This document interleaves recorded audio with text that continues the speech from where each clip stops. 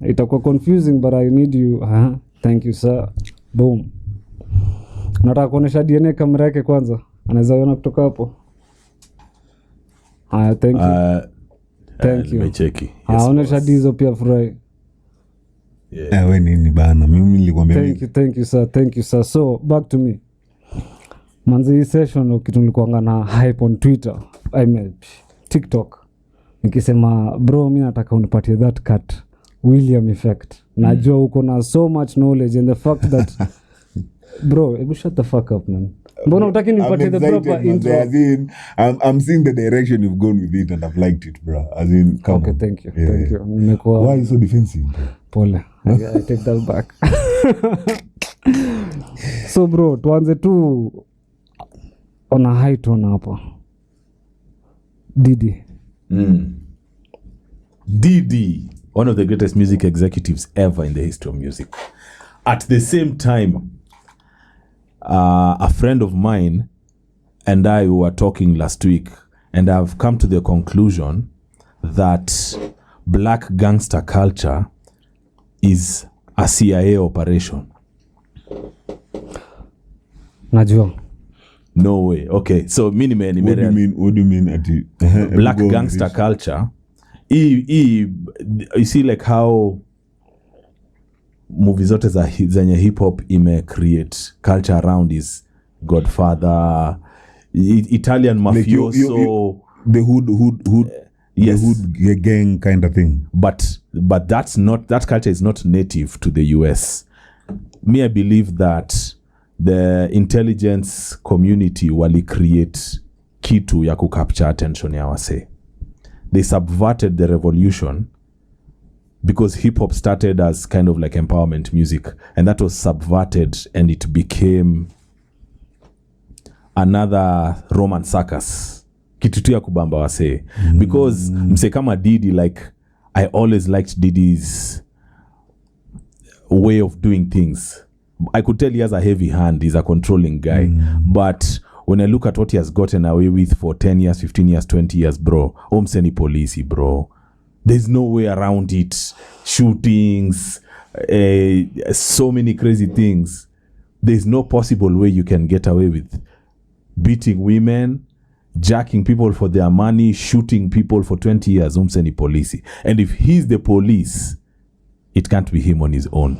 And I want to back that narrative. Nikikwambia the same tactic imetumika ya hiyo story ya hip hop ama hiyo black culture. No, the same one ilitumika ya Nation of Islam. You know it? I know the Nation, of course. I mean, I am so then I guess we're already on the path to disagreement. I am a great admirer of the Honorable Minister Louis Farrakhan. Now let me tell you something. The way he speaks, the way he's eloquent. Kwa wase wote wanajua kucommunicate wenye nishaiona na macho yangu. Mse anajua kubeba wase na story hivi na kuweka education, entertainment all in one. The Honorable Minister Louis Farrakhan is numero uno. No problem, bro. The guy is a great speaker. To be honest, as in nimemsikizo jama, there is so much philosophical thoughts yani utupa huko nje that gets you thinking. However, me I'm talking about the Nation of Islam, it being a cult. A cult. Let me tell you something. You have to understand. As a religion. But no, the nation... there's a difference. Hold on.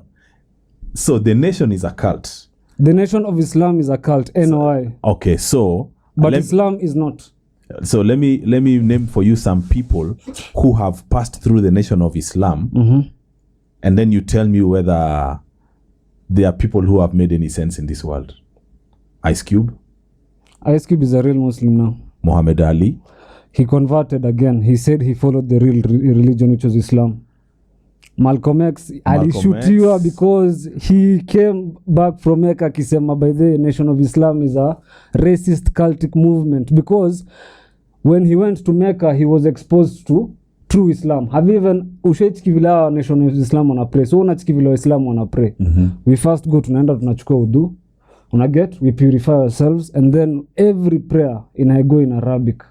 This guys always say in the Quran it's written, but anytime you're quoting the Quran, unless you're not talking something factual, unafaa kuisema in Arabic.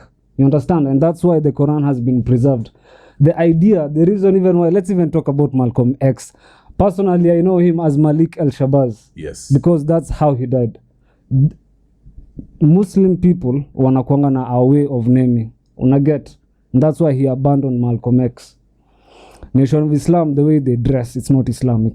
The reason why, what's it called, Malcolm X alitoka kwa hiyo nation is because they felt that akona influence. And the moment aliinvitiwa, let's go to Mecca. That's why he wrote a letter from Mecca. You understand? Akisema, here I have experienced a white man with blue eyes share a cup with me. Who is also a brother. But the Nation of Islam have said repeatedly that they were infiltrated, and that is what led to Malcolm's death. It's not that they themselves took it. Si ati yao ndio waliua Malcolm. Here's the thing.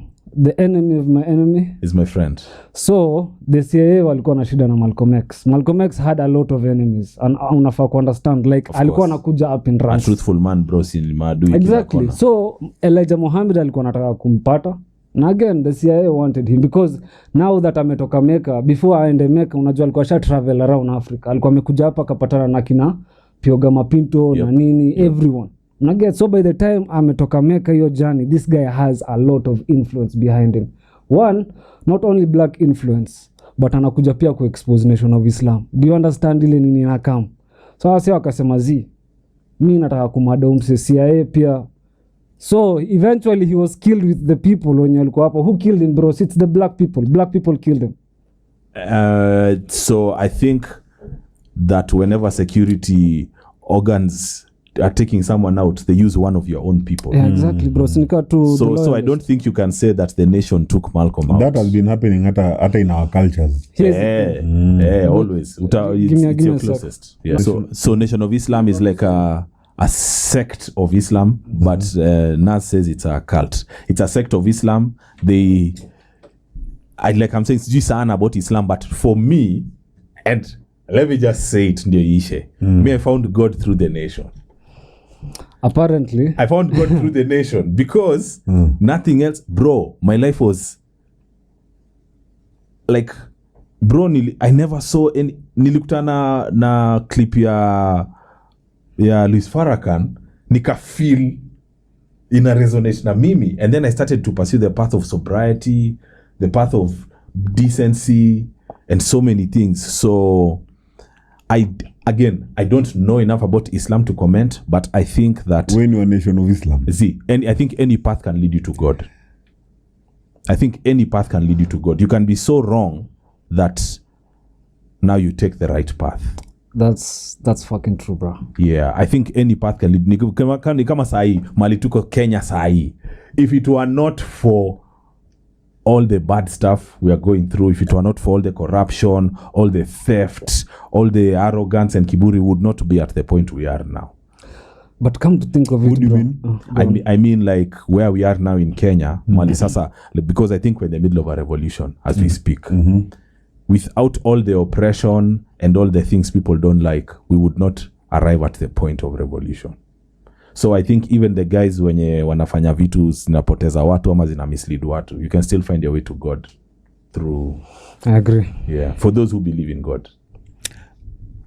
Mi belief yangu, I think nta agree na wewe on unaweza like you can use any path to find God. But mina feel ndo ufike hapo ati you can use any path, inamaanisha that's how far we are from God. Cause normally venye inafaa kuwa ukigrow up, so environment yako inafaa kuwa with a certain path. Sindio? So una grow into that path, meaning nyinyi mutakuwa na path flani to God based on your environment. But sasa yenye una yenye you can use any, meaning environment yako haikuwa na any path to God. I understand what you're saying. Yeah, so now you're growing up looking for every path.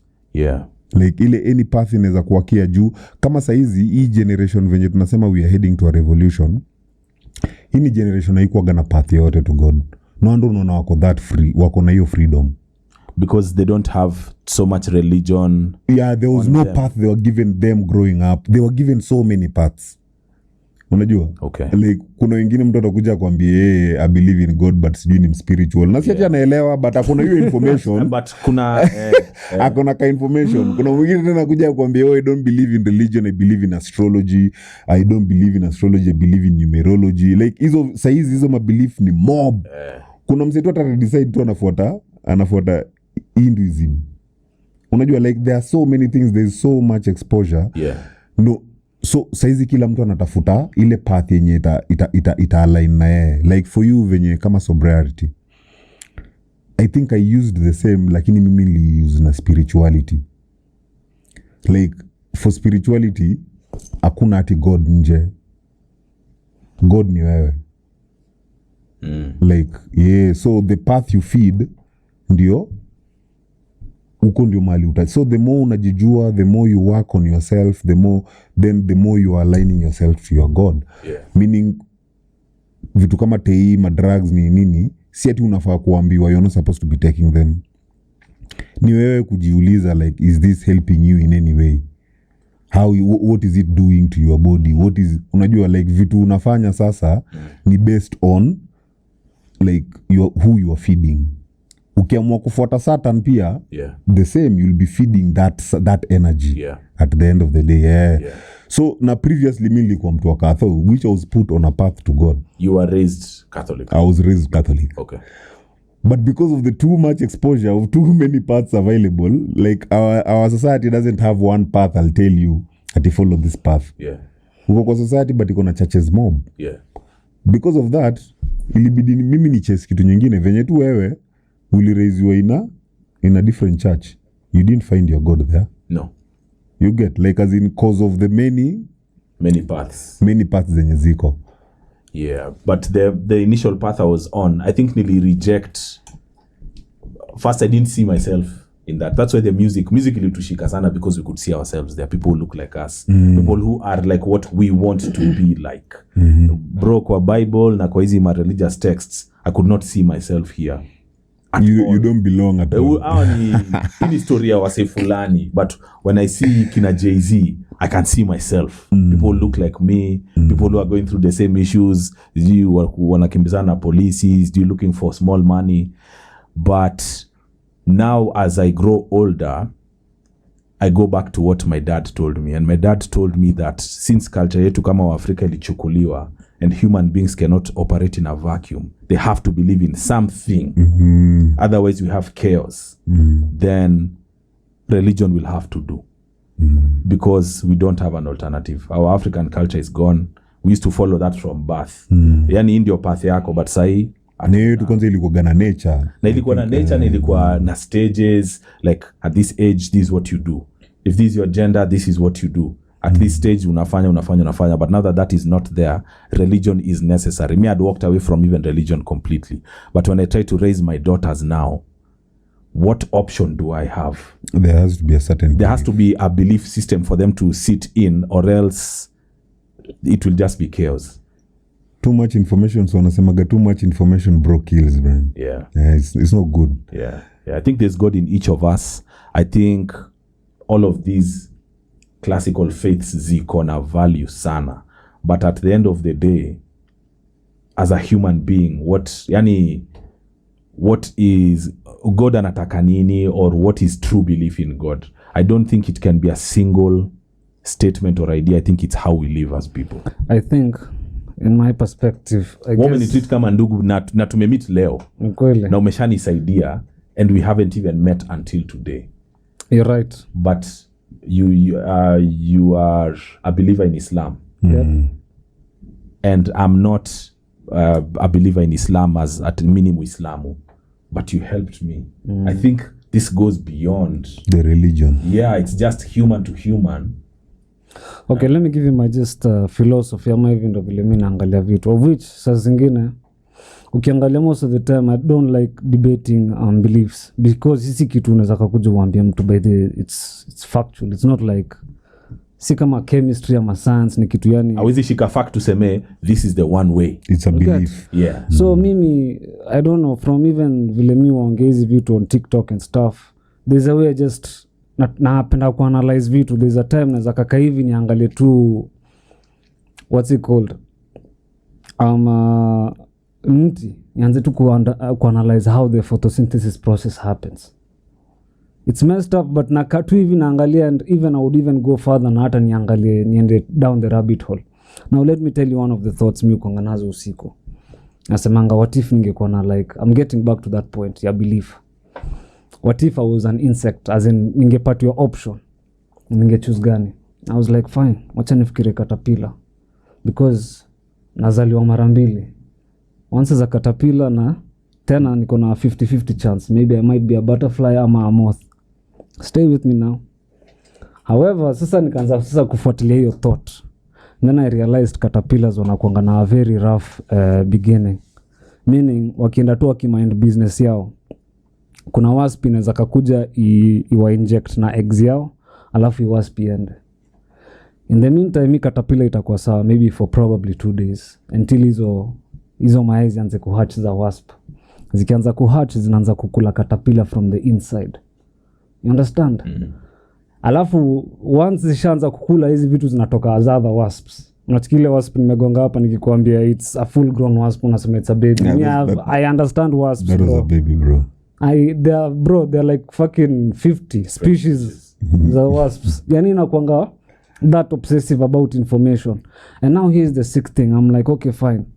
Hii ecosystem ilijibuild aje in a way that he wasp inajua pali itakam. Do you understand how complex that is? Na hata sio peke yake, kuna hizi vitu fulani zinakanga ndani ya insects zinaitwa something worms.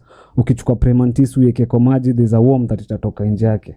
You understand? It's like ukiangalia hata bears ziko nazo. Una get? So at the top of it all nafikiria ndasema okay, fine. Ebu just let me understand, because me personally I can call myself an innovator. I like creating innovating things, you see.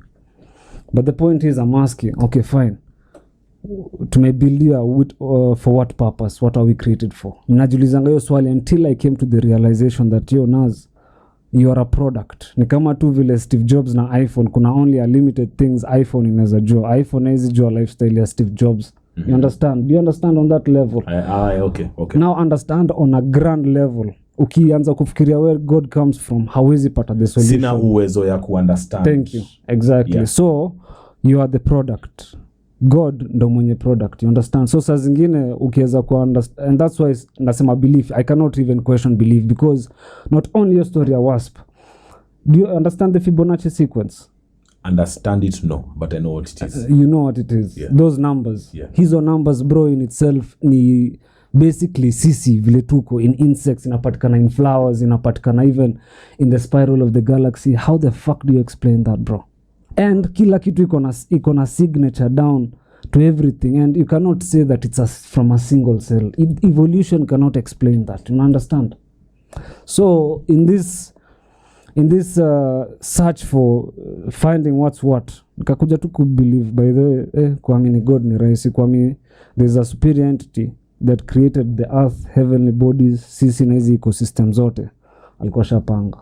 Mi story yangu ishaisha hapo, and hata ni as in it's like si stress kufikiria hapo sasa. I do not have to be spiritual, sijui say I'm a God, nafa.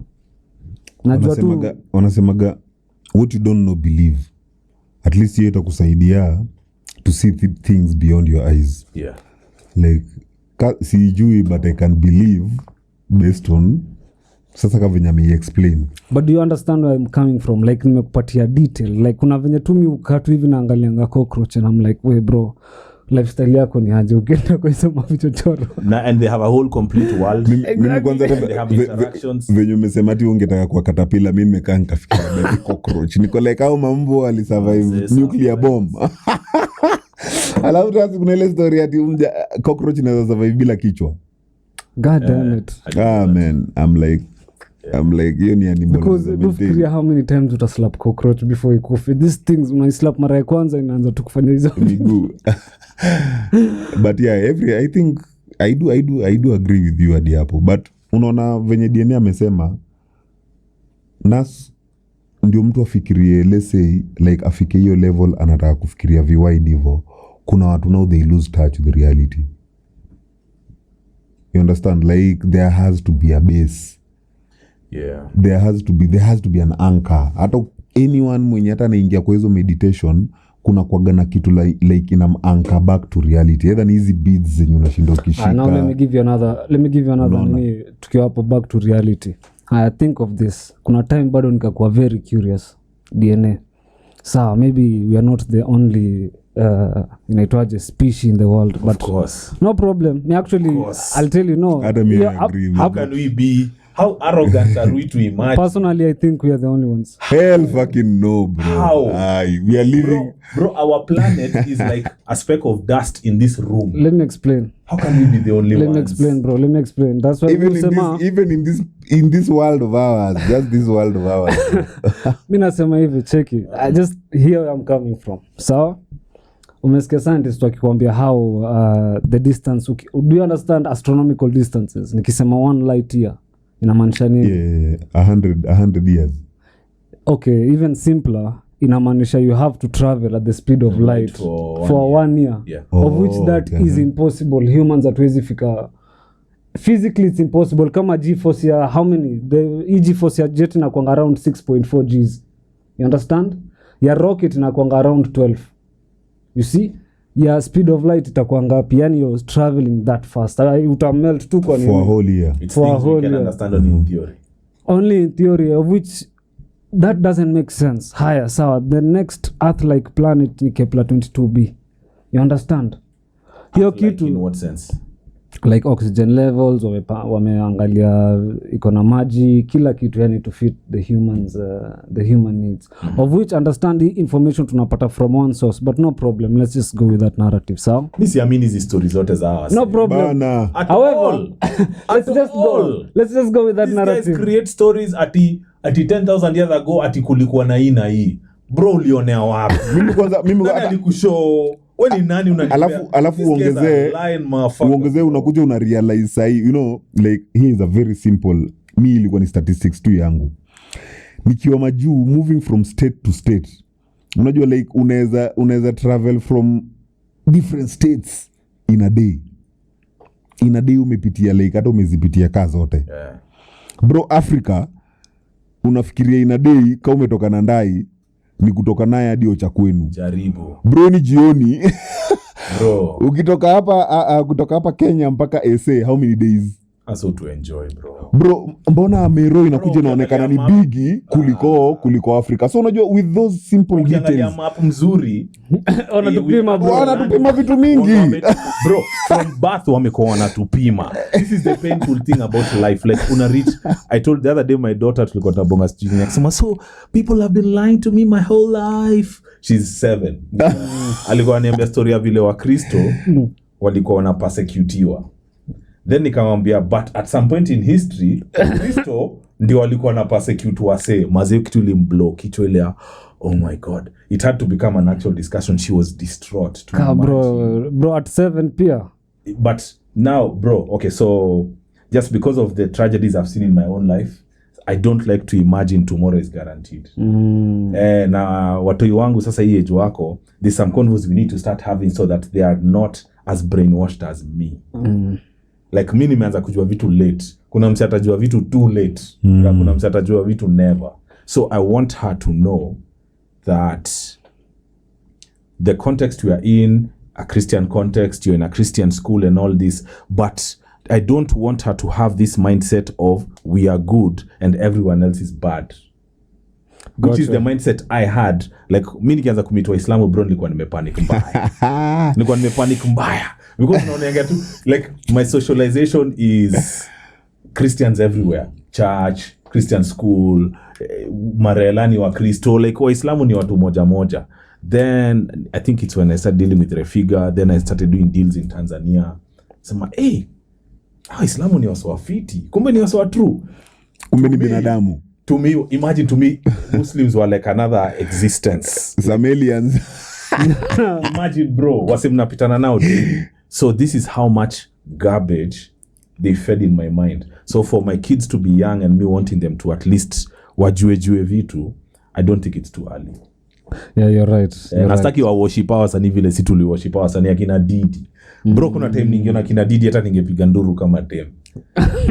Bro, mi for the longest time nilikuwa nasema Jay-Z akakanyaga hii Kenya. Bro, nauza lungs. Bro, Jay-Z. Let me just say, and such a good rapper. Such an astute businessman. Wacha tu ni unakuja mi hata nilikuja nikarealize nase na me here is my take. Mi sijui take yenu na kina P.Diddy by the way. Me here is my take na say there has to be someone on top. Like power can't remain a vacuum. There has to be someone on top. Now, if that person is the one on top, then imagine that was your best. In that society, that was your best. Meaning every other leader that is coming out of that society is exactly like that person.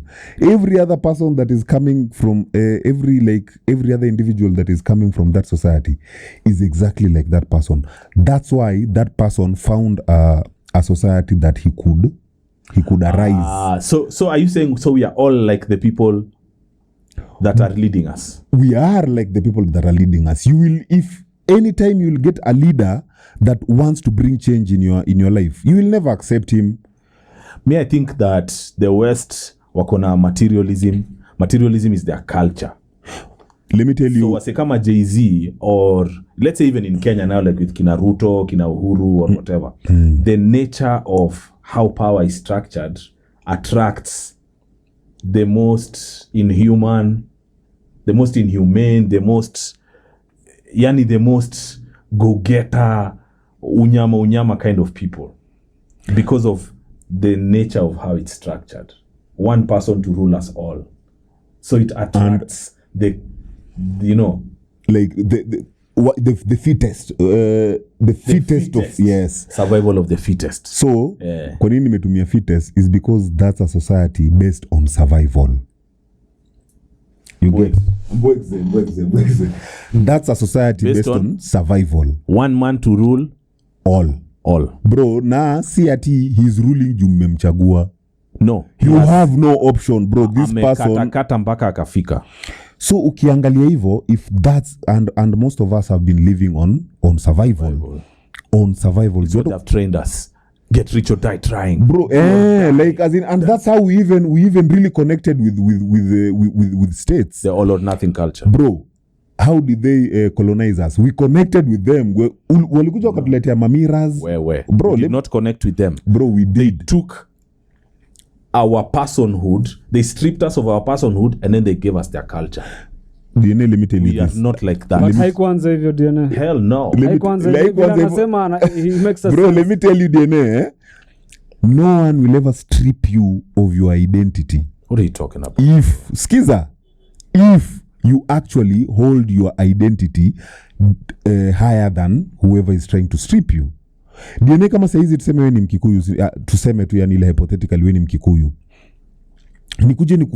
Nikufanye ufeel Wakikuyu ni wabaya. Wakikuyu ni wajinga. Na ukubali hiyo narrative.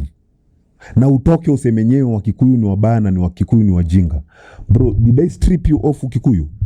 If you take my father no, you're not. If you take my father and remove the belief system from him, you beat him, you lock him up, bro, like okay, ni real. And you see, hiyo ndo kitu tena wewe hiyo unaiongelea from information umepewa. No. There was no slave who was taken by force. Wazungu wao kujikujia na gun.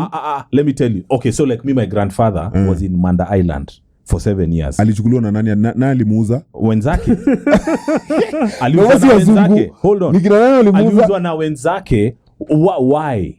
Kwa sababu hawa wenzake wameconnect na or promised benefit. Kwa hivyo wameconnect na material. Hiyo material unasema ati hawa watu walikuja nayo. We didn't have a culture of materialism, bro. Bro, if we didn't have that culture, we would have fought these people. Is what I'm telling you. We fought them. We didn't, bro. They fought us in an arena that we could not win. Of course, you're right, because nyi watu mlikuwa mnakuja to a gunfight with pangas.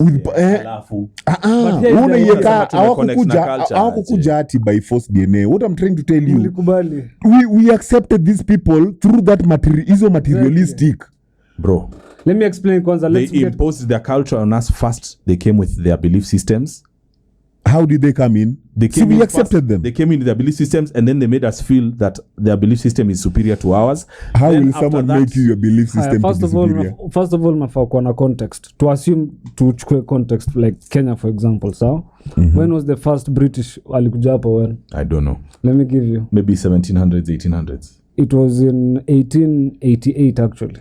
Unaget. Ndo sasa wakaanza kukuja from the 1901 up until 1905. Our ni missionaries ama traders ama enslavers. They were not even missionaries. Ilikuwa inaitwa the East Africa something. Also kukula raundi. Wanapiga reki. No, let me tell you, before the British ichukue like hold of hizi Kenya na nini, ilikuanga like mtu personal, like a British guy anakuja anasema Kenya ni yake. Unaget? Na sasa hiyo company ilikuwa inaitwa the East African Protectorate. No, not protect. Way before that. So huo jamaa ndo alikuja. At first they came wakaanza ku establish na communities. It was all good at first. Unaget? Wao wakiita watu. Unaget? That's how inaitwaje ethnic cleansing ina happeningi. Polepole hawezi kuja take over once. So the moment that hii kitu ili happen, it was actually from 19 I guess hapo 12. All the sasa momentum ndo ikianza. Maybe I'm getting my dates right, but ilikuanga around then. Hii kitu ilikuja as East Africa something company, and then later on ndio sasa the British Royal nini ikachukua that whole place, ikasema sasa hii yote it belongs to the Queen. Unaget? So sasa hapo ndo ilianza. Hapo tubishani. Good. So missionaries bro walikuja from 1920s up until 30s in a way that after kumesetiwa kiasi. No. These people are open to us. No, apparently ni ile time too. Actually, let me tell you how it happened. Walikuwa na trade fiti. Walikuwa wameingizwa kwa communities, wakakubali kuishi na locals and everything was good. Up until sasa wakaanza sasa kuleta hizo arms. So kuna point fulani msapa akiendea kwa mzungu akimwambia ni aje ulichukua mbuzi 3 nataka unilipe. Huyo mzungu alikuwa anasema fuck off, sikupati shit. Unaget? And now they did that on a large scale because again when I said you guys came to a gunfight with pangas, ilikuwa ukweli. Walikuwa enda kuletea book inaitwa British Gulag usome, ni kama movie bro. So by the time sasa wase wakakuja sasa kaanza kuwafukuza off your lands, wakaanza sasa ku advertise. Kuna hizo advertisements ati there is a cheap land, prime land in Africa, Kenya, blah blah blah, British under the British protectorate. Sasa hiyo una get. So later on ndo sasa hiyo period sasa washaanza ku take over, ndo sasa wakasema ni aje ma missionaries wa come through. However, of which most missionaries walikuwa na apparently what I came to find out is some missionaries walikuwa wameuliwa na the Queen because wao walikuwa wameoppose colonialism. You didn't know that, did you? No, I didn't know that, but I know that they had a mandate of what to talk about. Hawako nafaa kupreach. Wanasema ngalika kupreach the good news, hiyo ni uongo. Okay, kuna some walikuja conditioning first. No, first priming, not priming. Okay, let's just say this, most of them walikuwa wamekuja conditioning. But of course kwa ile group mzima kuna those awakened ones wale wanasema by this is fucking this is a human being. Exactly. Yeah. So wao ndo walikuwa na silence you, you're right. So I think I partly side with kitu ya nasema, but about to connect now. Hiyo design ya connect now in the space whereby hata kama hizo arms zilikuwa zinaingia mlikuwa mnasema hapana, ni ukipeni hiyo territory ni yenu. You understand? So the fact that waliingia tukabond nao tukafanya kila kitu nao, it was data collection in simple. Washaanza kufigure out what's what. Say wako hivi. Unaget? Hiyo watakubali watakata. Partially has a point. Okay, so fine. To that, then let me say it's a savage life. It has always been. White people were enslaving white people. The word slave comes from Slavs, the Slavic people, 15th, 16th century. It was mlami na mlami.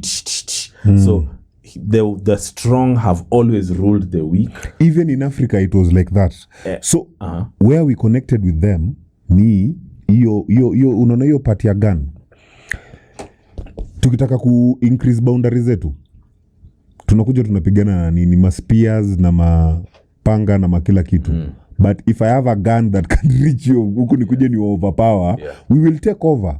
So say walikuja wakatuletea kitu hatuna. Walikuja yani si ati hatuna, walikuja wakatuongezea power ya kitu tuko nayo. Meaning when it comes to savagery si ati hawa watu ni waas kutuliko. They just had an upper hand. They just had an upper hand when it comes to savagery. And then when it comes to giving is where we have an upper hand. We are... Sisi ni givers. Because sisi ni watu... Sisi... Nature yetu. Yeah, like...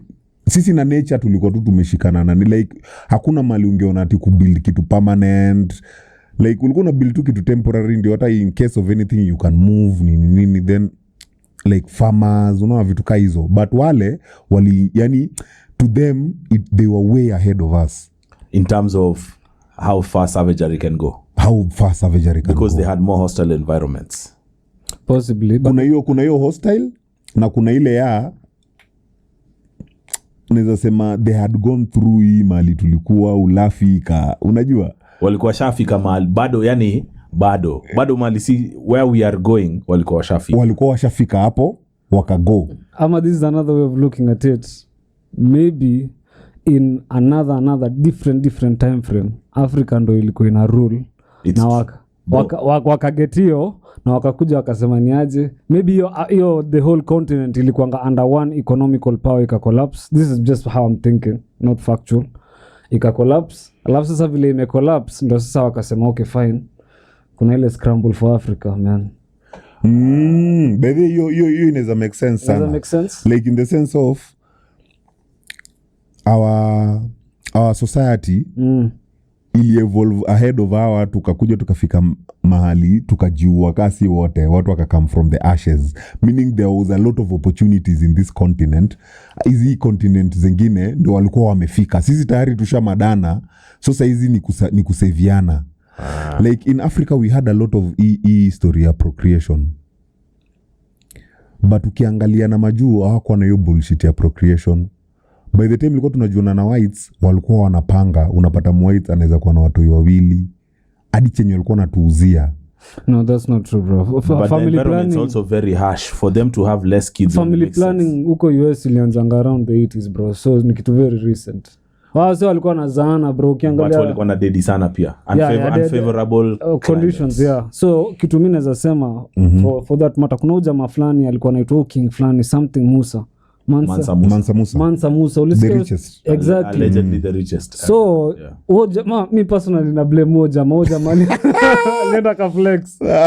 alienda ka flex bro, yani ni aje unachukua gold yote Africa unaenda una cause inflation and then on top of that ukirudi unasimota ni nunuzo gold zote na akaenda nazo bro. But so Naz, let me ask you DIZZO pia. So since we have been savage ever since we can remember, all through the recorded history it has been chukua. Hata sisi kwa kabila yetu kama Wasapere tulikuwa tunaenda kwa hizi tribes zingine tunachota ng'ombe zao. Hizi maraid zimekuwa even hata Wajaka na Wakale. Mnachukua mademu wao mpaka wa leo. So since human beings have always been this way, where does morality come from? Now here's the thing, good. Because human history has always had the good guy, the bad guy, the bloodthirsty guy, the kind-hearted guy. Always hesabu imekuanga hivi. In a group of 100 people kuna wasa wawili wanapenda kuuana, kuna wasa watano wanapenda madem sana, kuna wasa wengine wanaweza so since that is it, what is morality about? Okay, thank you. Napenda vile umeni set up for you because apparently one way or another hii conversation ilikuwa na come. Mr. Producer, we good? I know your battery is dying. Usimaindi kikufa hizi mbili sawa. Audacity iko sawa? Yeah. Thank you sir. So unasema why the morality comes in. Now here is where the superior being anakuja anasema this is how things should be done. Even in war. Yeye tayari asha acknowledge humans watakuwa na war. So amesema even in war fanyeni hivi, msiumize mti.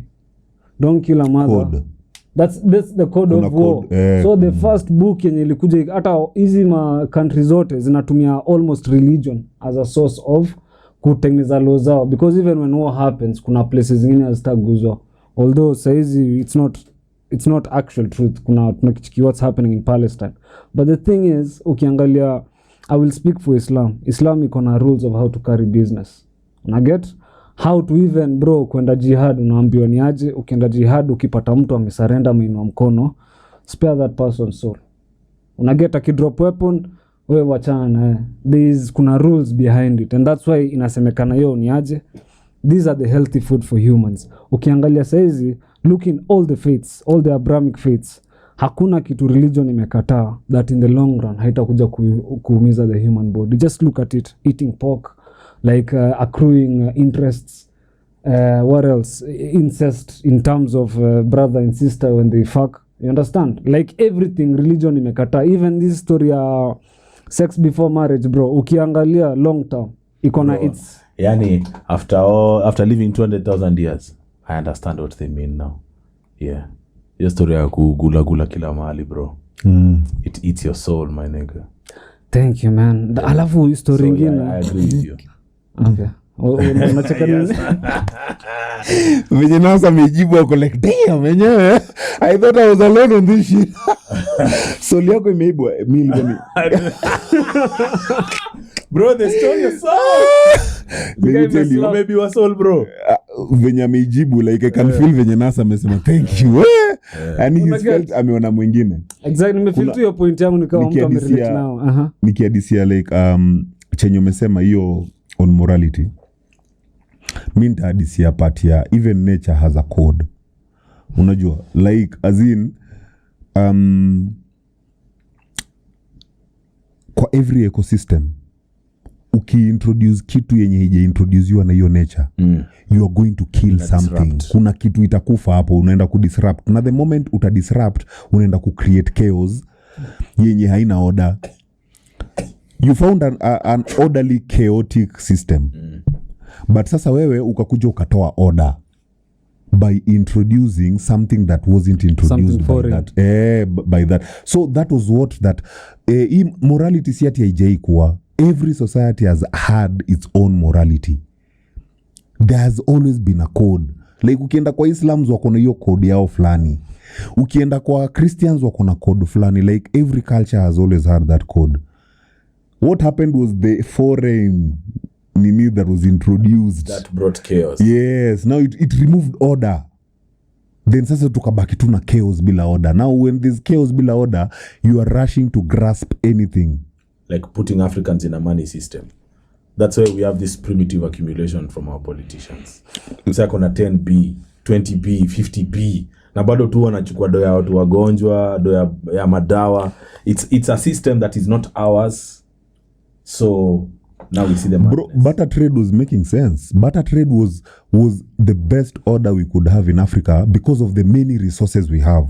Unaona? So right now, even backed by precious metals. Even that's what I wanted to say. Yeah, it's backed by real things. It's an actual system. This is a bully system. Ukikuja introduce sasa kama for sisi umeintroduce pepper. Yeah? We will stop looking for our resources. As in, they will never be a priority to us. Hii sasa ndio value system. Then sasa tunakuja tunaamka baadaye ati say wanakuja to Africa to steal our resources. It's because till today we don't see the value of our own resources. No, we do. But our leaders are engulfed in greed. There is what I now hapo ndo mali nilikuwa nakwambia. There's no day you'll have a leader that doesn't represent the majority of the society. DIZZO. Bro, there's no day. What are you talking about? There's no day you'll have a leader that doesn't represent the majority of the society. If the majority of the society saizi wa decide huyu ndo leader wetu, huyu ndio atakuwa. Aje. Bro, you can't be a minority and lead a majority. Last week, me I can say half of Kenyans last week tumesema hatutaki finance bill. Aya. So sasa people, ngoja. 300 people, yes, 200 and something people decided against tens of millions of people. How are these people? These people are not our leaders. No, wait. But this person is someone who is going against what if the leader of Kenya does something that is in the opposite direction of what Kenyans want, is he the leader of Kenya? Yes. Now here is why I'm telling you that. And I feel like people are getting emotional. That's why utapata moving forward from a good thing like hii maandamano inakuwa ngumu, tunaanza kukua confused hapa hivi. Now, first things first, these are our leaders. Tukubali kwanza. Who put them there? We put them there. Says who? Are you sure? Bro, there was an election, DNA. Bro, if elections were meaningful, they'll not allow us to vote. Now, is what I'm telling you, this DNA.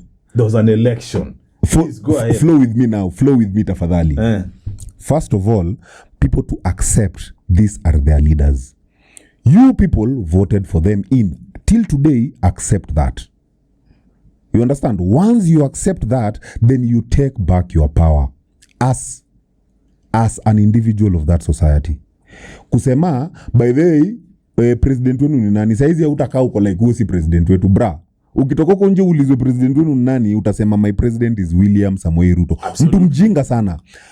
Kwa hivyo kubali tu kwanza, kubali kwanza he is my president. Then now going forward, unaona? Going forward DNA, ndio sasa tunakuja tunasema, unajua nini? Nyinyi tuliwaeka last 5 years, mtu represent. You haven't done shit. Saizi vile tunakuja hii election, hatutaki kujali whether you people are choosing or not. The majority are going to choose their leader. Bro, we are coming in full force. Hivi venye tumekuja kimaandamano, ndio venye tunakuja kuvote. Na kila mtu pale akisema, sisi wote tumekuja kuvotia huyu mtu. The majority will pick their leader. But hii yenye kukuja hii kando kusema, ati we are not allowed to vote, me I feel that's a victim mentality. Yenye, we've been repeating, every election year, tunakuja tunasema our leaders are bad. There is no year, mtu amekuja amesema, our leaders wetu wametusikiza. Why is it, kwani mmekuwa tuna election moja? When have you come, mukakuja mkasema, sawa, hii election, we are not allowing this bullshit? Because there's always vested interests. Again, you see, tena ndio hiyo yenye nasema, it's still a victim mentality. Kila mtu ako comfortable. Bro, hiyo yako ni idealistic. No, it's not idealistic. Asubuhi tumechagua who we want. No, si ati tumeamka asubuhi, si ati tumeamka asubuhi. This maandamano yenye imefanyika, hii, it is a good indicator. Yes, this is now.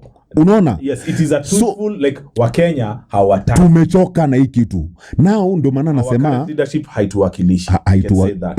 Kwa hivyo, we have two options. Right? To maintain, tusikuwe na amnesia, to maintain hii energy, paka time ya election. Very difficult for empty stomachs. Or, nice two options. That's the diplomatic way. Or, the other only way, which is barbaric. Cool.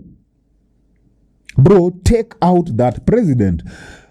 It's only two ways, bro. Revolution is never comfortable. Now, when it reaches there, hiyo ndo hakuna mtu anataka hiyo reality. Unanielewa? Okay. Juu kila mtu anataka kuja kuongea. Hiyo ni bloody. Kila mtu anataka tu kuja kuongea aseme, this leader he can't be there. Uko like sawa. Tumeagree he can't be there. What should we do? Two options. Should we wait? We maintain this energy. We wait till time ya election. Go remove him through their system. Tuende sisi kama majority. Or if we can't wait on empty stomachs, then let's go kick him out of the state house. Who's with me? Tuone ni kina nani watainua mikono. Okay. Man, umeongea ukweli, bro. Yeah, so for every leader you find in a society DNA, he represents the majority. Alafu kuna kitu nataka kuuliza DNA. That's how fucked up we are. So ukiona Ruto ni mbaya, nataka ukaivu jiambie yenyewe, huyu ni sisi. Huyu ni sisi ndio tu. Juu watu wangapi wenye wame look the other way. Makanidha pia kakitu hivi. Makanidha zimepushwa say na certain direction, soft power. Kwa nini? Juu ya brown amepatiwa. Kwa hivyo inamaanisha we've enabled that president. We have enabled the leadership we didn't want. Yule yenye mnasema mutaki, it is you people. It is you. It is you who have allowed it. Because bro, jana ndio madhe unaongea ukweli bro. Like jana ndio nimejiuliza when I saw niliona majenzi kwa makanisa kadhaa jana. Wakiambia say church is church. Huko ni mambo ya Mungu. We don't want politicians to be talking in churches. And I asked myself, this shit became so normal for a non-religious leader to come and be given 30 minutes to talk shit. Kwanza a red seat, comfortable red seat hapo mbele. Then VIP. Amewekewa, nyinyi hata mjaiona hivyo, paka pale kando amewekewa a political leader who in his personal life hata hatujali yeye utu nini, but amepewa spotlight because we are in this money, because of this money and personal thinking. So in a roundabout way, bro, I can't even argue. Hiyo ndio kitu watu wanafaa ku accept first. So that's the problem. people want to hold other people accountable, yet they are not accountable for themselves. You're right, bro. Now when you're not accountable for yourself, bro, kama if right now Gen Z wanaweza ingia machurch na wakataze politicians wasiongee. Imagine. Can you imagine we have that power? Tunaweza decide by the like tunaweza sema hatutaki muongee hapa hivi, tumekuja kuomba, malizeni tutoke. If you have something, tufuate TikTok. If you have something, tufuate Instagram. Bro, open a live, we will come there. Or come to our lives if you want to talk. Ile video toka kuja ukasema toeni mhesh. That's the reason tunasema why are you calling someone mhesh? Bro, mimi ndio unafaa kuniita mhesh. Mimi ndio nimekuemploy hapo mjinga hii. Yani your trick was so effective that now I feel like I work for you. Bana, you work for me, bra. How the fuck do you have a motorcade? How the fuck watu wanafaa kuwa na moto hata kwenda kwa ofisi. Watu wanafaa kuwa na motorcade, wanafaa kuwa private business owners, wale wa bigi, wale wenye wanatuhold economy ya country yetu. Hao ndo wanafaa kuwa na motorcade na security. Leaders wanafaa kuwa na sisi kwa public vehicles. Hiyo inafanya unidi hiyo kitu. Unafaa kuwa na sisi kwa public vehicles ndio uelewe transportation sisi system tuna suffer from. Unafaa kuwa na sisi kwa public hospitals ndio uelewe mashida tuna go through nazo kwa health. Unafaa kuwa na sisi kwa public schools ndio uelewe, lakini wewe unataka kuishi kama private business owner. And yet the money hii pesa inakuweka with the same level with the private business owner ni pesa zetu. Pesa ya wizi. Ni pesa ya wizi. So straight like that. It doesn't make sense, bro. Like okay. So tukichukua power yetu ndo nasema saizi venye tumeanza hii maandamano. There's only two way. Diplomacy or barbarism. Diplomacy is to maintain the energy, no amnesia, focus on reject till time ya election. And accountability until then. Do it unafanya nini na? Bro, we focus on that. Yani finally these kids, bro, I feel like now my era has arrived. Mujuliza, why do you guys write corruption? Why do you guys write embezzlement? Why can't you guys write stealing? Clean. Andika ujama miba 100. Yeah. Vile Wakenya watatu. Now you soften the language, you mix it up so that it's more ineza pita. But you're right, bro. Actually, this is a reflection of us. What we have allowed. Sisi hiyo ni kitu sisi tumekubali. Buda utakaa hivi uangalie. You are supposed to beat down an MP. That MP has promised you, your entire family, jobs. Na sete amewapromise. Mushaanza. Hadi maybe brother yako mwenye pengine ako form 4 ndio anamaliza this year, ashapatiwa internship. Unaona? Unakuja unaambiwa, wewe unaenda kuvote wapi? Manze. Na vote ya tu hiyo mtu tu kwa sababu gani? Personal benefit. So that's what they are doing to us. So if we maintain this, bro, watu wachague. If people decide to go for barbarism, and me I'm telling you, our Gen Z wakidecide ni barbarism, bro, ogopi blood. But for them also, they don't have to go that way. No, si ndio nasema like as in whichever way they choose. So if like right now we all don't want blood, si ndio? We all don't want barbarism, tuseme hivyo. So if we want diplomacy, then let's stay on course. Until bro, mtu yeyote akijaribu si kuja mwenye kama jana ulikuwa unaongea hivi leo tunaona change. Chapa mtu nyaunyo. Like as in let's maintain the energy. Na do ikingia kwa ofisi yako tunataka kuona. Buda tuwekee kwa TikTok. Saizi do ya CDF imeenda wapi? Post your share. Bro, Sonko ametuonyesha you can actually report things on your account and we will follow. Sonko has shown that thing to us. Sonko ameannounce vitu za watu, sijui mtu alienda akaripotiwa kona sijui shule mtu ameenda amesnitch watu amepatia ukedi. Kenyans sisi uungana hapo mbaya sana. Sex tapes. Kenya sisi uungana hapo sana. Buda pale uende utuwekee by the way ilitoka ni hii, this is how I spent, this is how I've spent. Unataka kuniambia Kenya tuwezi ungana hapo? Tunaweza. Ni pale tunataka kungoja ni wapi umenunua dildos hapo. Hiyo ni unajua? So your accountability and then itatupeleka tukifika election. Bro. Hakuna hati mnaiba. Unaiba nani? Okay. Lakini do you think itakuwa beneficial for like wacha tu niwete the international colleagues for Kenya ama an African state iko independent free of debt ama kitu kama hiyo unadhani unaweza no, it doesn't serve their interests, but I think tunaanza kupita hapo when I see like, so you see these are African countries zenye zimechagua young leaders, relatively young leaders, 40 between bro ni cool happen ni cool happen.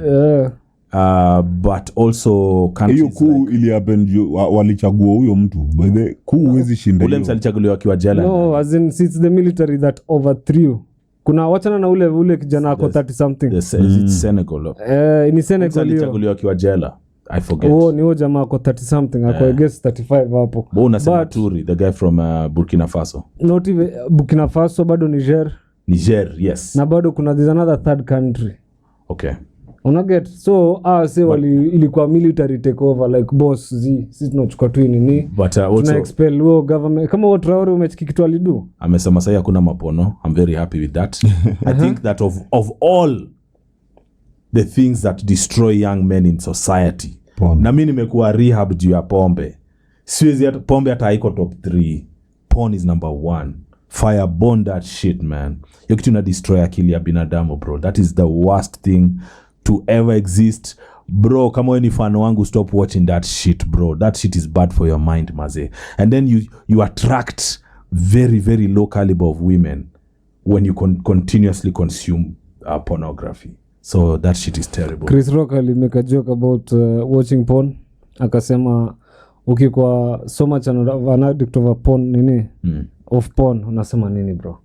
Ukikuwa an addict of porn, uko na something like an autism kind of effect. Hawezi maintain eye contact na msi. Utakuwa ukiangalia like chini, ukiangalia kila place, but hautataka ku maintain eye contact na mtu. Mi bro, mi nilikuwa addict wa porn, man. Okay. Like adi by then it was Twitter. Nilikuwa nimeiarrange, so I was following pages za porn based on time zones. That's how bad I was an addict, bro. I'd be like, if I wake up at 3, yeah. Juu kuna wale wazee wanapostigi porn mostly mausiku, so I'd follow time zones. Nikuwe like news kama kwetu ni asubuhi, ni usiku wapi?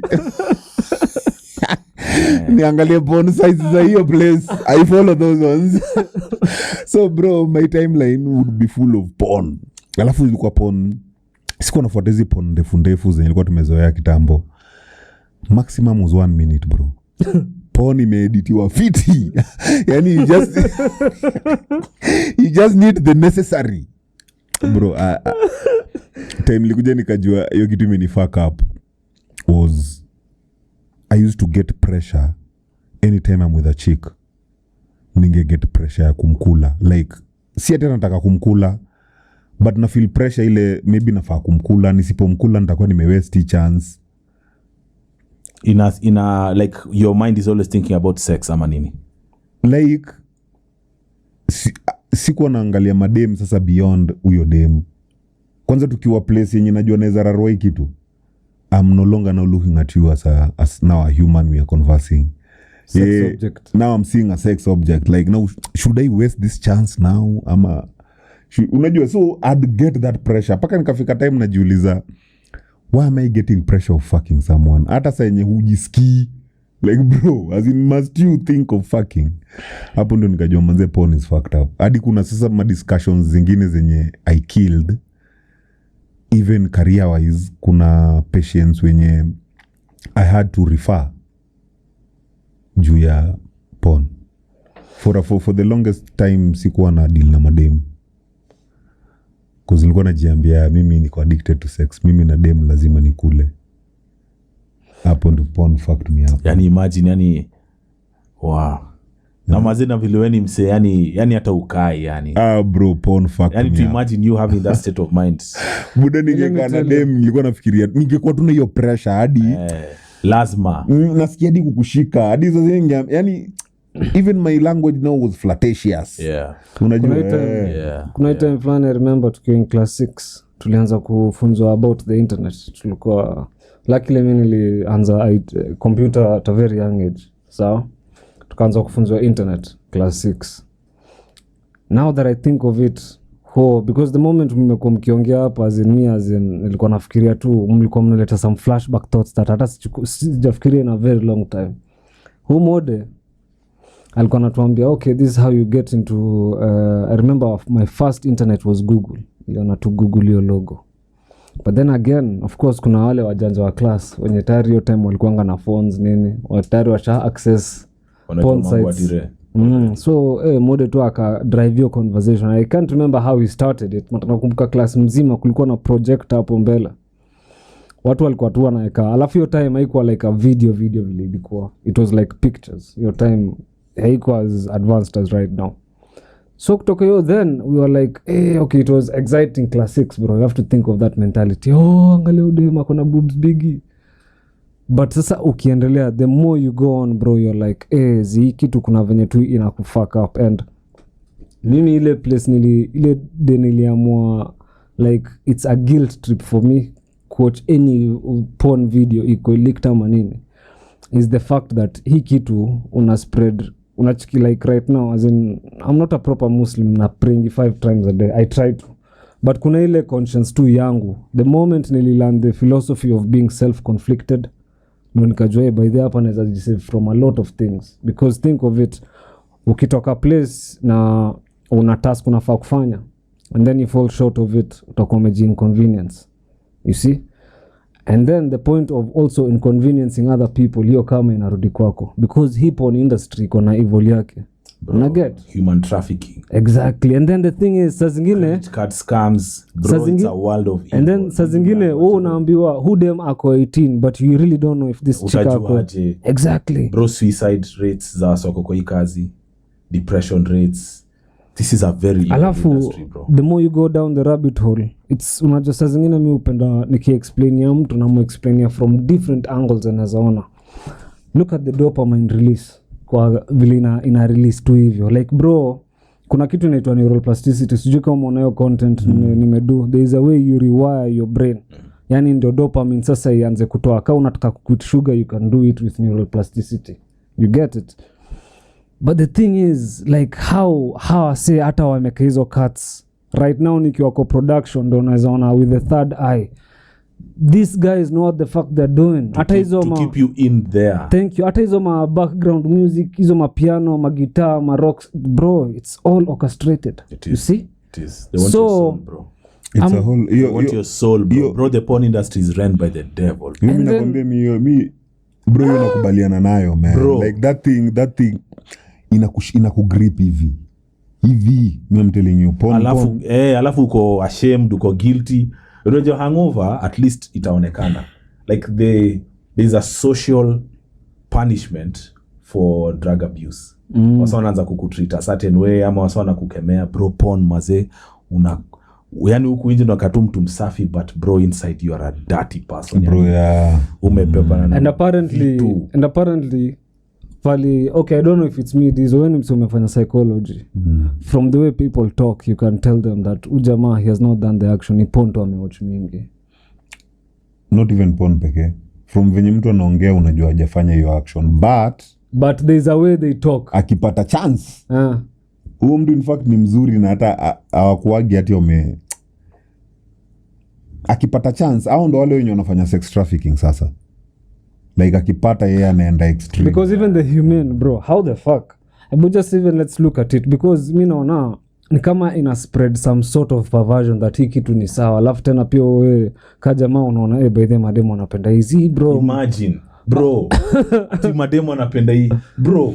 Nafahamu. Bro, that thing like bro, that thing changes you yani. And then the fucked up thing is hata porn high affect majamaa hivyo. Madem, let me even tell you how they crack, because again tunala down the rabbit hole. Do you know the complexity of the vagina? Nasikia inakuanga na like I guess is it 100 more times muscles than the ordinary bicep of a bodybuilder. Like different tissues na muscles imeconstructiwa in a way that this thing is very complex. Usione tu hivyo. And apparently anytime a man comes inside a woman, all the like antibodies zina rush kwa hiyo place zikifikiria, because sperm is a foreign matter to her body, you understand, for the first time. But if you nut in her for the second time as her husband, itadetect, itajua by the who ni DIZZO. Besteto amekam. Besteto amekam. However, if another man akuja akikam ndani yake, again itadetect this is a different spam. So you do that 10-15 times, wode mana kreki. There's this guy, I like listening to Dave Chappelle because yeye unifungua to so many people. Anaitwa Iceberg Slim. Nimesema story mbele yako. I know Iceberg Slim, I read his book. Imagine, he understands that by the ude makidinywa mara 500, ude mana cheesy and there's no going back. You see? And that's why the religious systems zilikuwa zinasema wachanie na hizi vitu kama hamko married. Thank you. Bro, it all looks like rubbish until you start losing your soul in this game. And there's the other thing. Realize, oh man, I've gone too far. Sorry for cutting you short, bro. The other thing me realize, unachiki kwa wasi wote wa TikTok wanaamka wanaanza kurecord mapasi wakiwaambia stop sijui nini. Bro, me I'm a Muslim and I'm very much against it because again, mi nikiangalia psychology ya mtu ama nikiangalia opinion ya msepa aliutoka, most of the time before taking even that opinion nataka ku understand psychology ya jamaa. You understand? So any person alikuwa natoka kuangalia ku stop the preaching sijui anafanya nini, I looked at their profile and they have rainbows. So you understand? And every day you ambia wase I would rather chill with a religious person mwenye naona by the who you see hypocrisy, because religion every time ikwe you're a, what's it called, you're a Jew, you're a Christian, you're a Muslim, as long as nikiona uko na hiyo discipline ya kufuata religion yako, niko sure personally pia mimi niko safe na wewe because wewe mwenyewe hautataka kuwa conflicted within yourself ama na Mungu. You understand? In fact, rainbow music mi hiyo naweza pamoja hata na hata man to woman porn. LGBTQ na porn, same agenda exactly, because here we go. For real, I love bro. the fucked up thing. Here we go. Before when the one topic I've avoided, let's go. The one thing ni hata kamera yangu iko off but tunaendelea tu, tuko sawa, production iko sawa, mnaona kamera ni mbili, mafans msijali. LGBTQ bro, hiyo kitu, hiyo narrative ilikuwa imeanza nikiwa high school, na nakumbuka there was a small number of people, tulikuwa yani ma conspiracy theories vile tu niko mpaka sasa. Tulikuwa tuanza kusema bro, in the next 10 years hii kitu wataanza kutarget watu hii, because hii sexual perversions inaenda towards one certain direction. You understand? So okay fine, angalia tu movement yote how stupid it is. There's L for lesbians, there's LGBTQ for gays, which lesbians and gays is the same thing. So kuna bisexuals, so and then kutoka hapo kuna transgenders, LGBT. Kuna transgenders. These are just gay men who wameva dresses, bro. It's very fucking confusing. Unaget? To them, there's a world of difference in those categorizations. To them who live that lifestyle. To us, it looks all the same. Exactly. So the psychology comes here. Ama rather than the inhumane inakamapa. Yeah. Ambapo, pali unataka kusema, a man can be a woman and vice versa without you telling us the repercussions of those surgeries. Ama hizo hormone intake. Unacheki, the thing is, but you ni biashara. Ni biashara, no problem. It's the pharmaceutical company. The transitioning is such a huge business. Kuna mse, actually bro, when I play follow the money, I realize a lot of the people behind these things don't give a damn about those things. The guys who are doing the transition procedures, they're making so much money. Umse ajali ati what you believe, what you feel. Yeah, ko biashara. And here's the thing, ukiangalia operation ya Epstein, ilikuwa revolved around children, because you have to understand that majority of the elites ama wale wasi wako on top, even politicians wenyewe. Juzi mlikuwa mnasikia history ati kuna politician fulani na watu wadogo wa maboys anawadinya.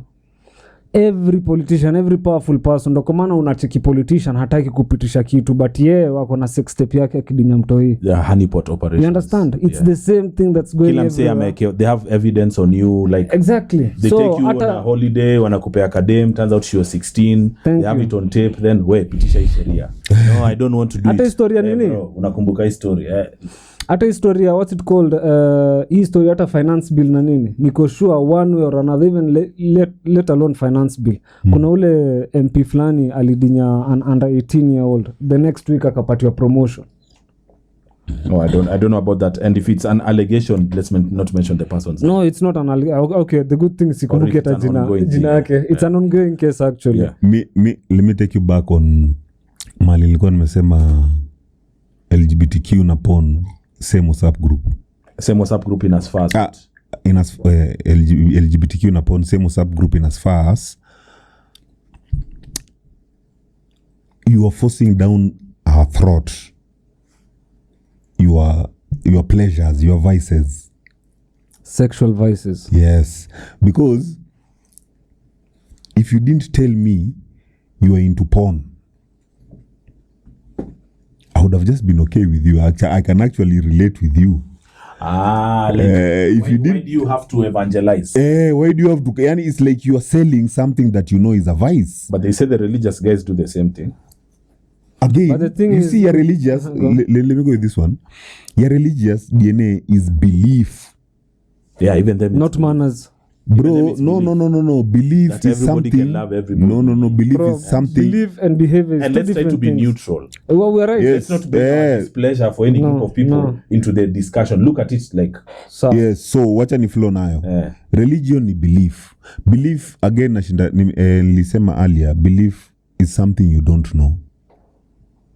You see, belief is something that is going beyond what you see. Unajua like ile kunaweza kuwa na cup tatu pale ya black, white na red, zote ziekwe maji. You won't see the water. You'll see a black, white and red cup. But now you have to believe there's water inside there. Inaweza kuwa hata sumu, inaweza kuwa anything. It is a matter of you believing. Now, when it comes to LGBTQ, hiyo si story na kubelieve DNA. When it comes to love, we all can love each other. That's not an issue. Love is way beyond. Haifai kutumika kuanza kupitisha vices. This has more to do with at if I love you, I have to fuck you. You understand? It doesn't mean that's not love, bro. that's not love. Yes. Kwa hivyo huwezi tumia at LGBTQ at it means you can love whoever, bro. No, what you're telling me is you can fuck whoever. And that's what I'm not agreeing with. Bro, I can love you as a nigga.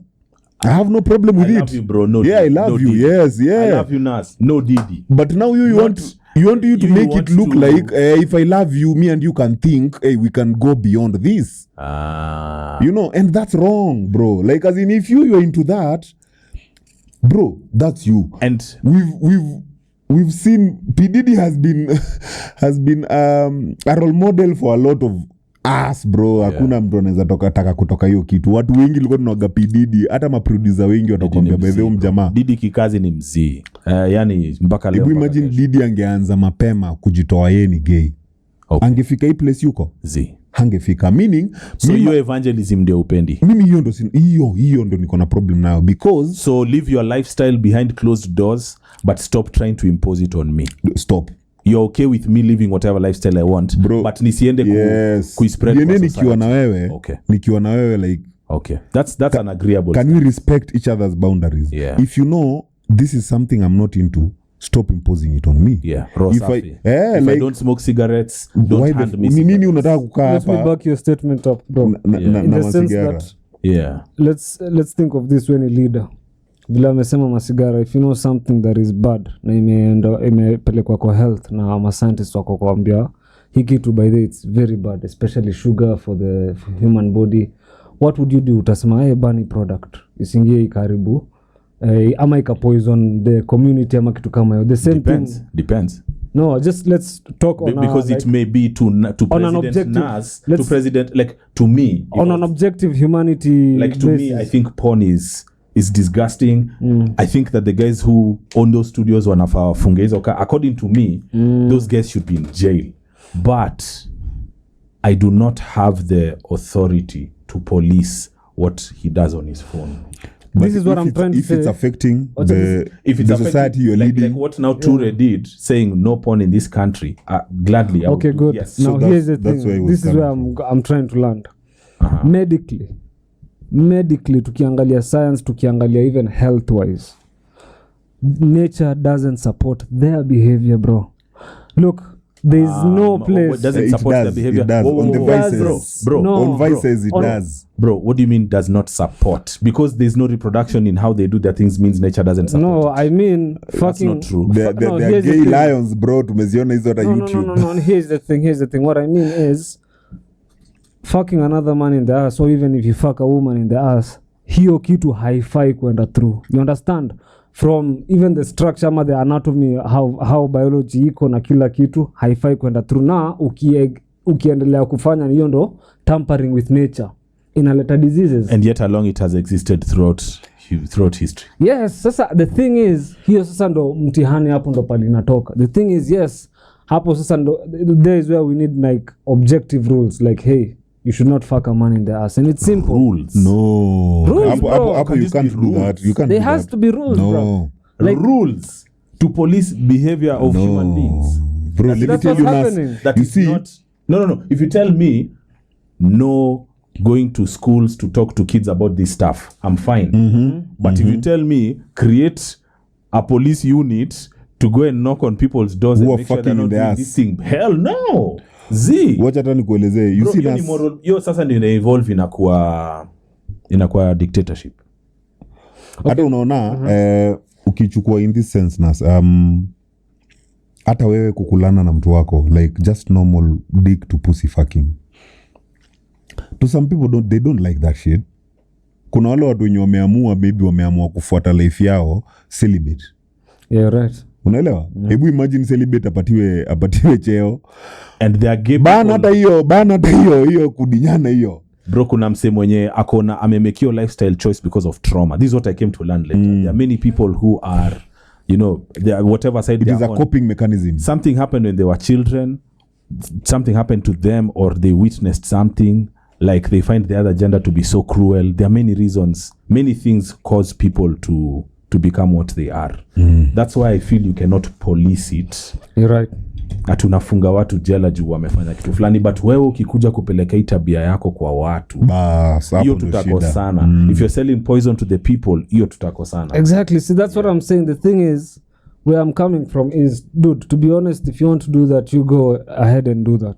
The only point is, I don't want to be in the same space as you. Na unafaa kunielewa. It's not a matter of me not liking humans. It's a matter of me not associating myself with people who are with your vices, vile amesema. You Yes, understand? The yes. same way I wouldn't want to be around gamblers. The same way I wouldn't want to be around murderers. Yeah. It's the same thing. It's all about the lifestyle. You see? Yeah. The Kuna thing kama- is, kuna kama hii sijui ni country gani yenye ilieka law ya prostitution is not illegal but prostituting is, like as in You pay and I for a- understand that. so No, I inaweza understand kuwa hivyo completely. like as in Yeah. unaweza kuwa prostitute lakini mkishikwa Mkishikwa mkitrade, huyo mwenye anabai huyo ndio ni illegal kwake. hiyo ni sawa. Hiyo ni So sawa. ukitaka kuwapoko wekuwa yeah, see, that's what I'm saying. Exactly. I guess sasa tunapata at least a ground ya kuagree. The thing is, what I'm saying is now back to ile nini ya kwanza. There is so much perversions, there is so much tyranny that works with that rainbow flag. Let me show you another way of looking at it.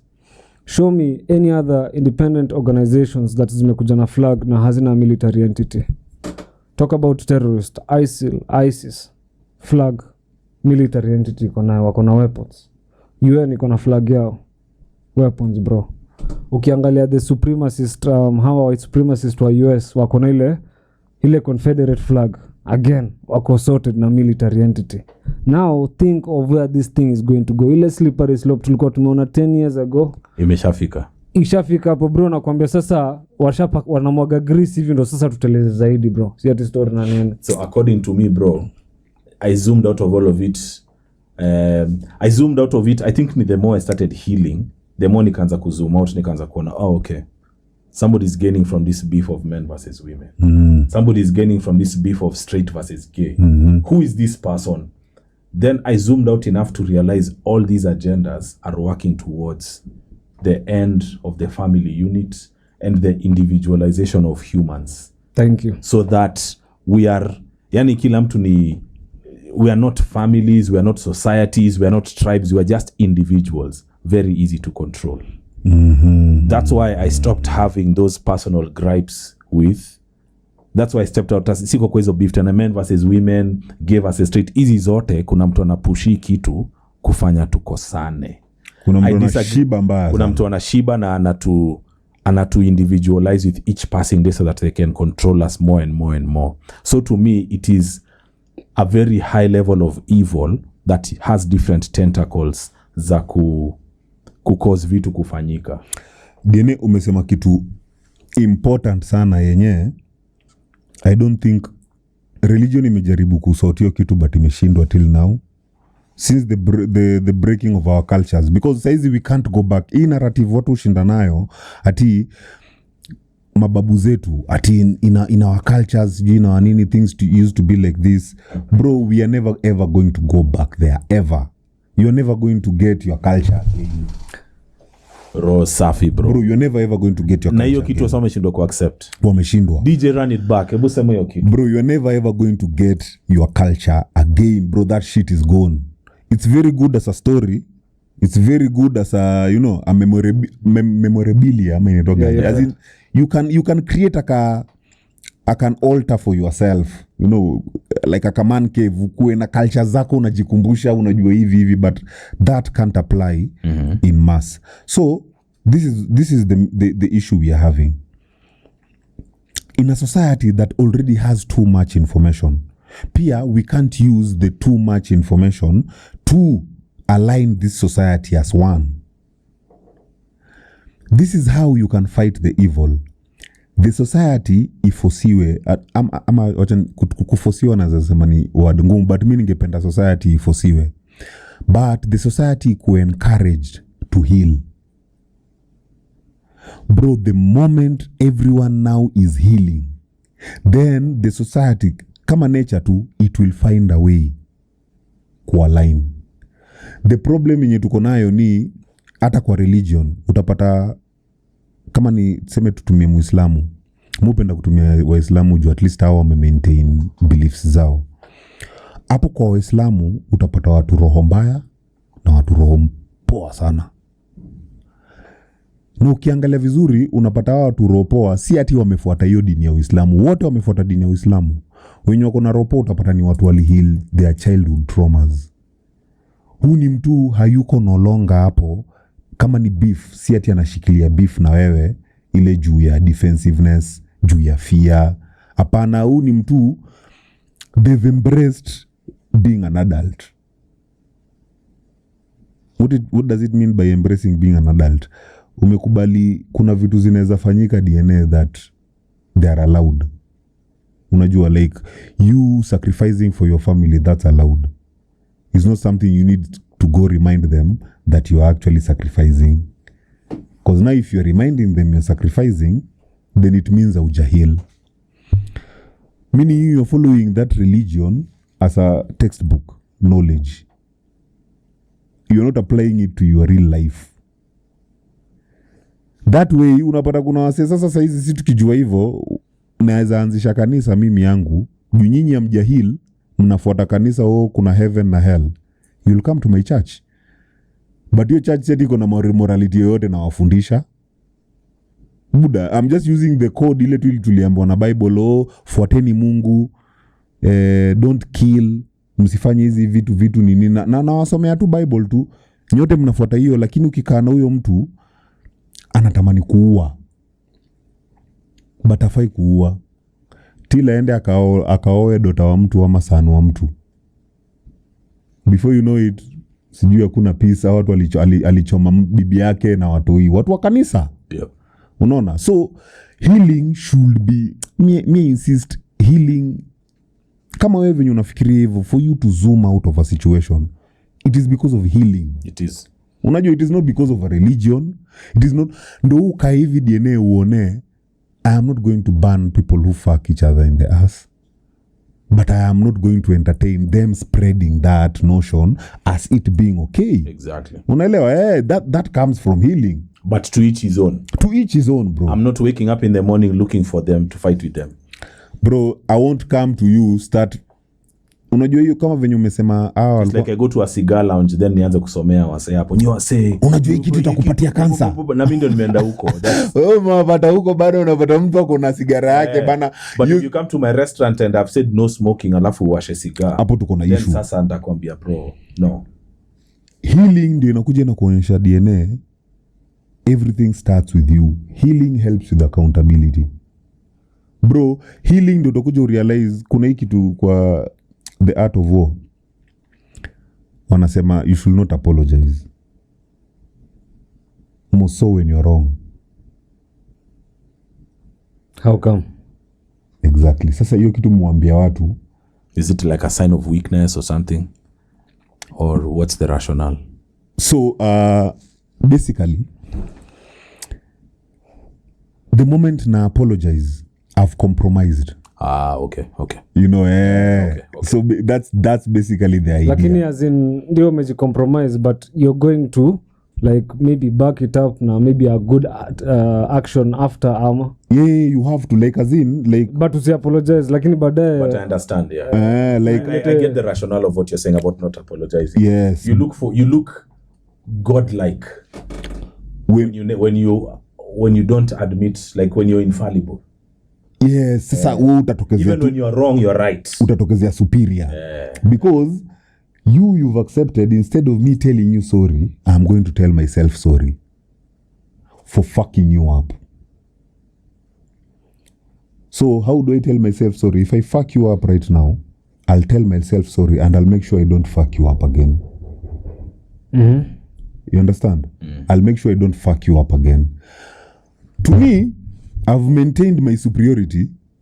To you, I've fucked you up kuonyesha. Yani ulinikosea na bado, you know, you are not apologizing. Yeah. Anyway, where was I going with that?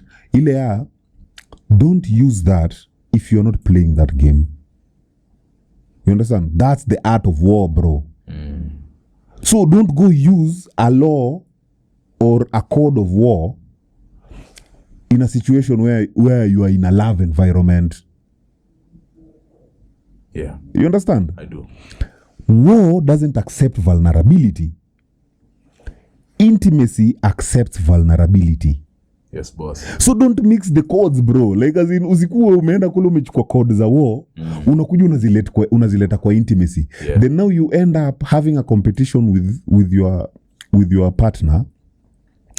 You thinking shida ni huyo mwanamke. Na wewe umekuja na rules za basketball. Wewe umekuja na rules za football bana, tu football game bana. Unashangaa mbona huyu mtu achezi poa. Juu huyu naye yeye amekuja na rules za futa. Huyu unaanza kumbeat down na rules za futa na rules za basketball. Na hiyo yote inakuja kwa nini? Because hauja heal. Bro, you are still surviving. To you are looking for every weapon to help you survive. That's how you grew up. But if you start healing, then now you'll know. Anytime unatoka tuseme naenda war, niko haya tunacheza code gani? Bro, this is not love we are taking here. So my vulnerability is not needed here. Anytime you find yourself in an intimate situation, then you won't feel bad being vulnerable. And you will not have a problem apologizing. Bro, because this is not... Isi code ya huku. Vulnerability, bro, hiyo ku apologize is vulnerable. You are supposed to be vulnerable in intimacy. Yeah. You're not supposed to show vulnerability in war. I understand you, bro. The moment you are hiding your vulnerability in intimacy, yeah, you've turned intimacy into war. Into war. Bro. You get it, bro? Bro, you're a wise man, bro. It needs healing. You're a wise man now, man. Yeah? Or you're on your path for... Bro, I'm on my path on healing, man. So hata saizi content nazidu ni za bro, healing. Mongek too real, bro. So utapata hapo DNA if anytime hata kawa wewe you are way older than me, but utakuja utapata I find it easy talking to you because I'm not feeling any energy of older judgmental from your side.